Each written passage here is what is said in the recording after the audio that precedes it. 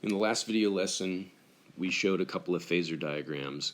One was meant to show the phase relationship between current and voltage for a resistor connected to a generator.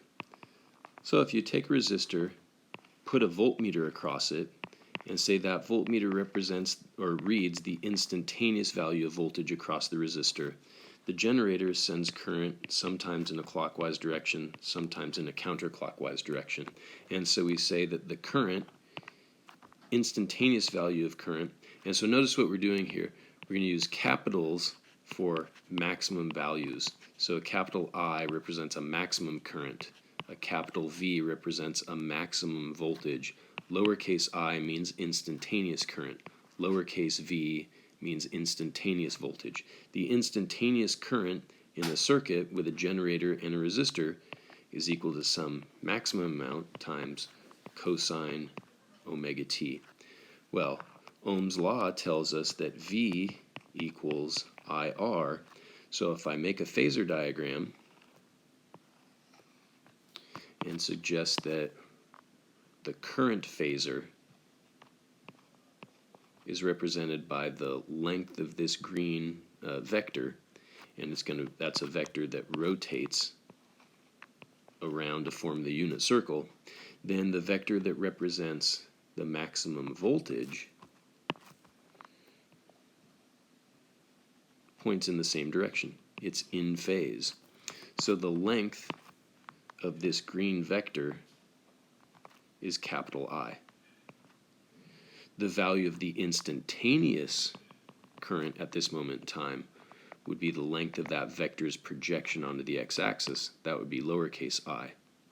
The length of the purple vector, which represents the maximum voltage across the resistor, capital V subscript R, is just equal to capital I times R. If we project that vector onto the x-axis, then the length of that projection is the instantaneous value of the voltage across the resistor. And these two phasors rotate together. In other words, the voltage across a resistor is in phase with the current.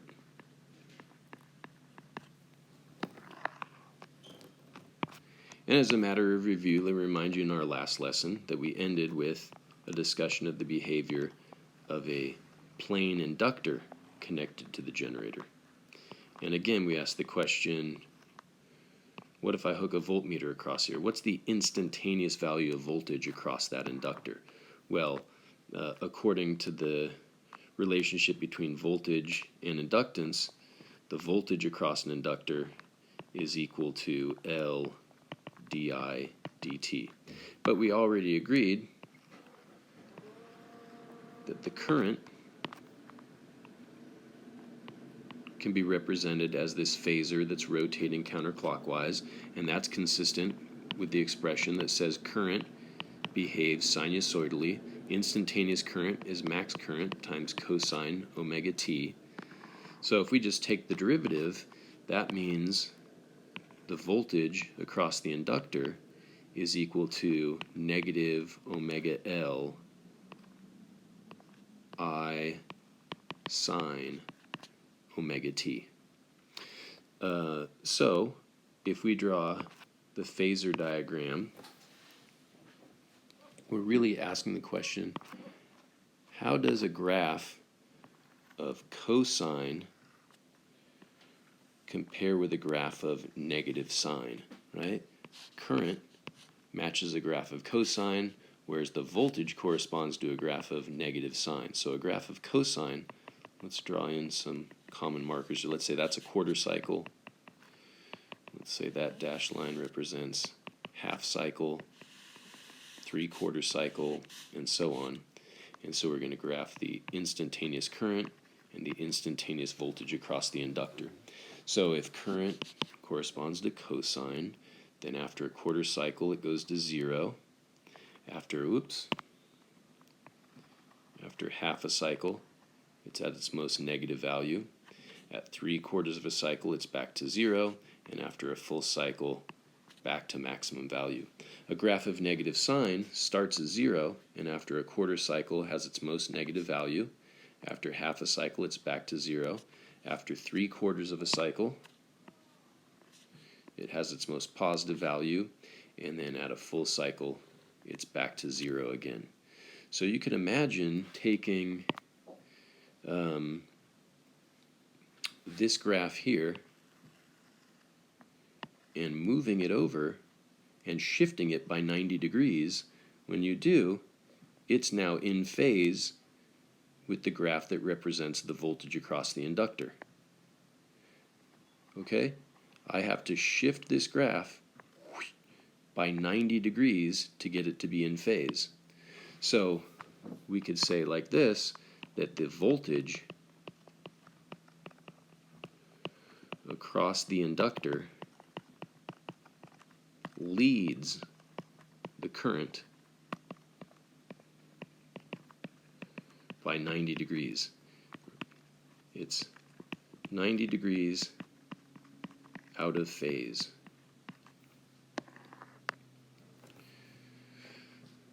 The voltage across the inductor is 0 at time t equals 0. We have to wait a quarter cycle before the current reaches 0. At a quarter cycle, the voltage across the inductor is its most negative value, but we would have to wait and let another quarter cycle pass by until the current reached its most negative value. So the current is always lagging behind the voltage by a quarter cycle, or alternatively, the voltage leads the current by a quarter cycle. So when I draw in the phasor that represents the voltage across the inductor, it's always 90 degrees ahead of the phasor that represents the current. So the length of this green vector is capital I, and its projection onto the x-axis is the instantaneous value of current in the circuit. The length of the blue vector represents the maximum value of the voltage across the inductor, and its projection onto the x-axis is the instantaneous value of the voltage across the inductor, and the angle between those two phasors is 90 degrees. This reminds me a bit of a mass attached to a spring. So let's say it's at its equilibrium position when the spring is as long as you see it drawn here. And then you grab the spring and pull it back to this point. And at that moment, you let it go. So here x is its most positive value, positive A for amplitude.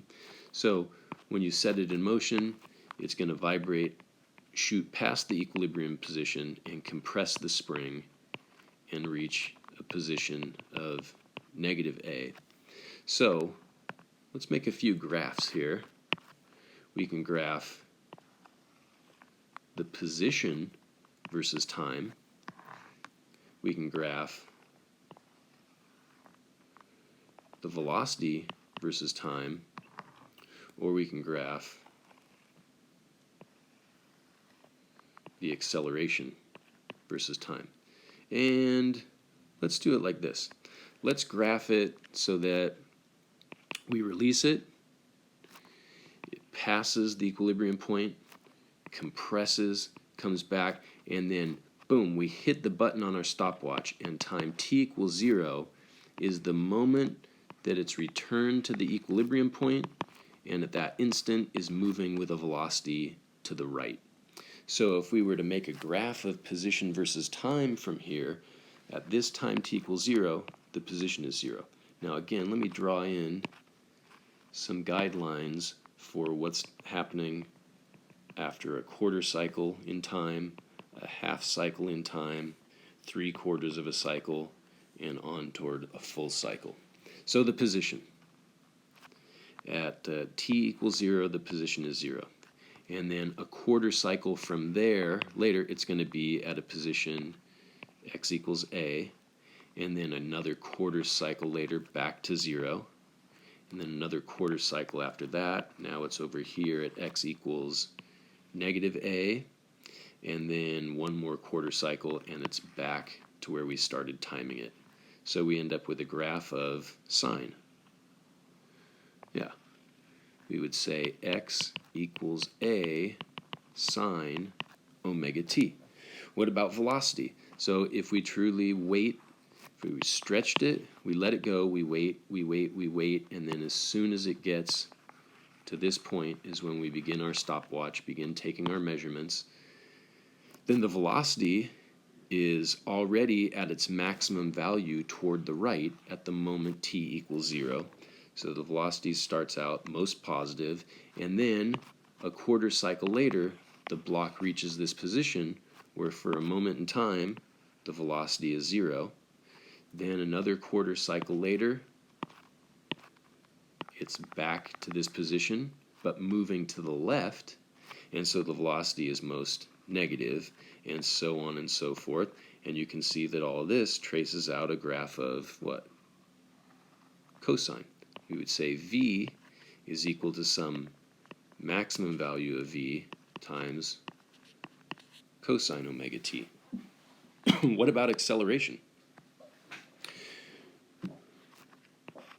We release it from rest here. We wait a quarter cycle. We wait a half cycle. We wait 3/4 of a cycle before we hit our stopwatch. And now we reset our origin in time. And at that moment, if the block is sitting here in its equilibrium position, well, at equilibrium, there's no force. And if there's no force, there's no acceleration. After a quarter cycle from there, the block moves to its greatest amplitude. Well, at that point, the spring is pulling its hardest back in the negative direction. And so with the greatest pull from the spring in the negative direction, you have the most negative acceleration. So after a quarter cycle, the acceleration is its most negative. Another quarter cycle after that, and here we are back at the equilibrium position where there's no force at all. So the force is back to 0. At 3/4 of a cycle, well, you can see where this is going. It's going to be its most positive here. And then after a full cycle, back to 0. So now what do we have? We have acceleration is equal to some maximum acceleration times negative sine omega t. So you know what we could say?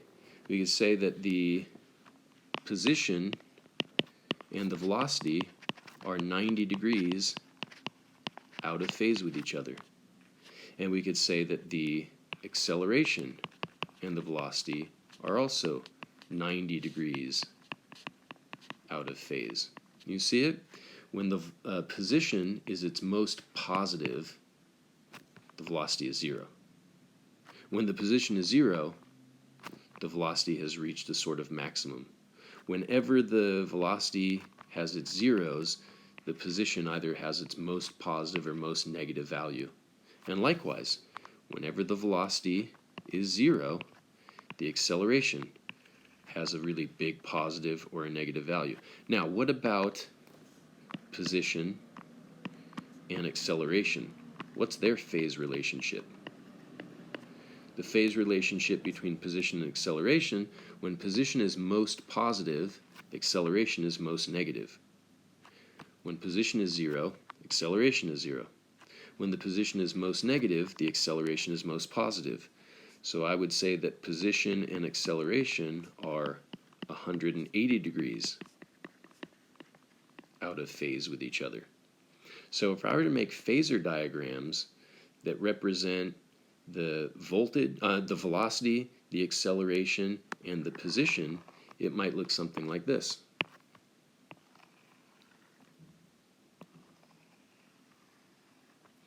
So the way we suggested it, at time t equals 0 is when the velocity is most positive, and from there it starts to get less and less. So we have a velocity phasor that started out in this position. Now it's going to rotate like all phasors do, but at time t equals 0, this is the position of the velocity phasor. But what about the acceleration phasor at time t equals 0? It has 0 projection onto the x-axis, but a quarter cycle later it would have a negative projection onto the x-axis. So the acceleration phasor must be a phasor that's pointing this way at time t equals 0. So at time t equals 0, the acceleration phasor has no projection onto the x-axis, but if we let these two phasors rotate a quarter cycle, then, well, just a little bit later, we're going to have the velocity phasor points here, and the acceleration phasor points here after it's rotated a quarter cycle or 90 degrees.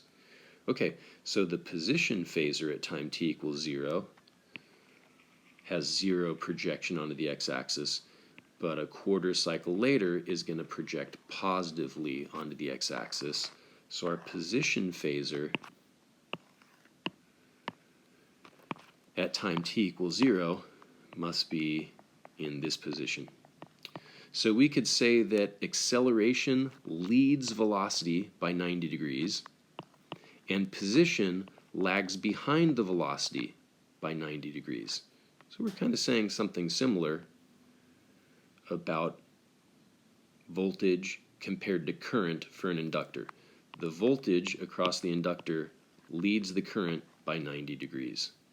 What was the title of this video lesson? Capacitors and AC circuits. So let's talk about it. If I take the generator and connect it just to a capacitor, we know the current is sometimes going clockwise, so it's positive, sometimes counterclockwise, so it's negative, and we're welcome to say then that I is equal to I maximum times cosine omega t, and when we draw the phasor diagram,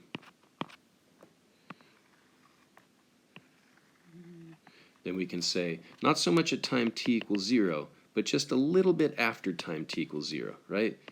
T equals 0 plus dt. Then the phasor that represents the current would be projected into the first quadrant. Okay, so there's capital I, and its projection onto the x-axis is lowercase I. Now voltage across a capacitor is equal to charge divided by capacitance. Okay, well, let's see. How could I get charge if I know current? Current is dq dt, so q is the integral of dq, which is the integral of I dt. So q is equal to the integral of I cosine omega t dt. That means q is equal to,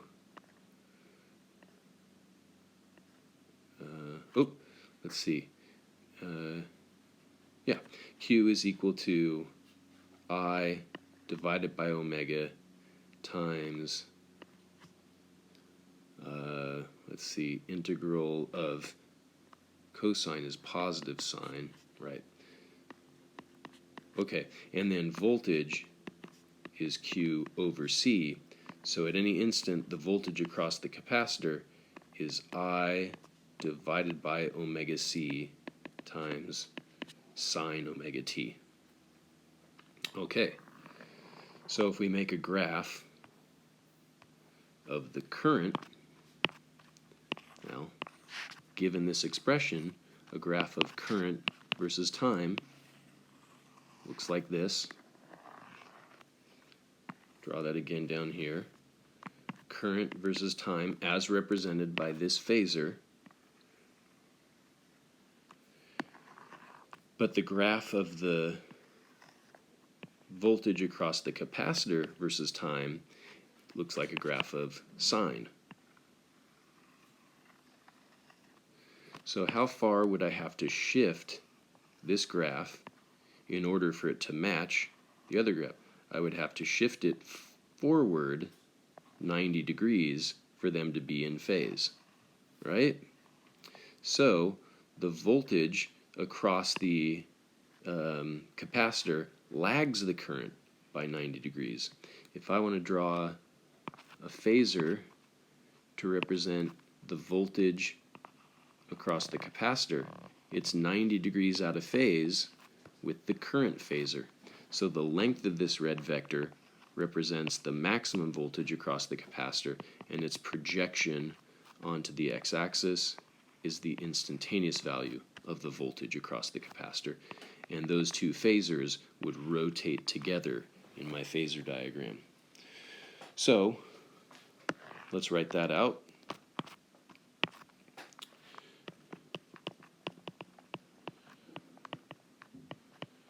Voltage across a capacitor lags the current by 90 degrees. So they're 90 degrees out of phase. And that also makes sense to me. Now let's think about it. The behavior of a capacitor is such that it takes time to build up charge. So if we have our generator and the EMF of the generator is this sinusoidal kind of function,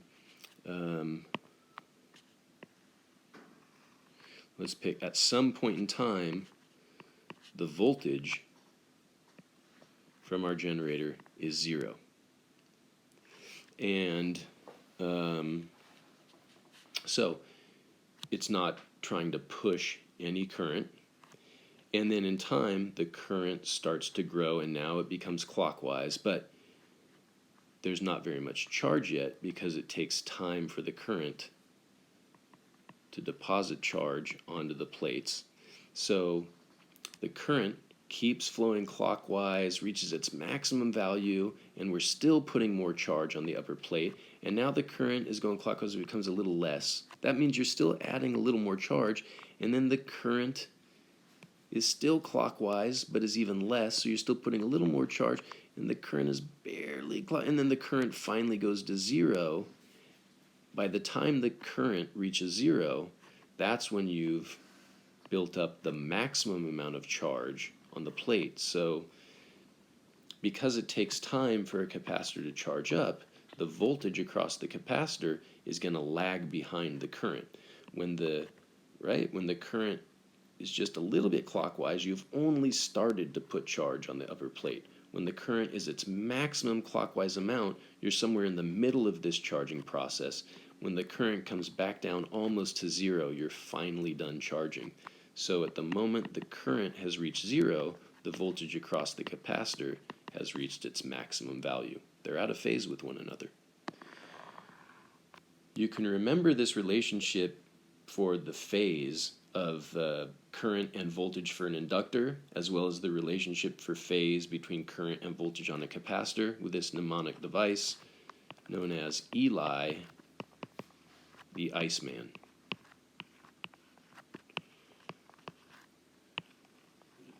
I want you to buy that bumper sticker, wear that sweatshirt, get that one tattooed on your forearm. Somehow commit to memory Eli the Iceman. If you haven't figured out what that means yet, I'll explain to you in our next video.